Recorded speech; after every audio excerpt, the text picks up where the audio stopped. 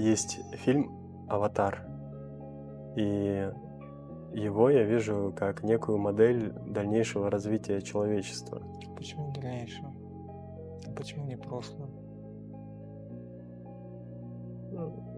Потому что на данный момент на Землю еще не пришли те инопланетяне. Откуда ты знаешь? Не знаю.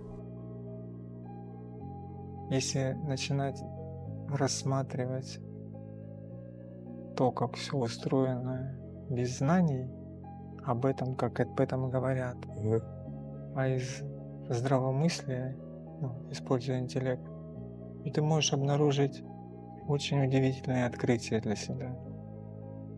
Ты можешь обнаружить, что вот это человечество условное, да, живет на руинах великой цивилизации, которая однажды здесь жила.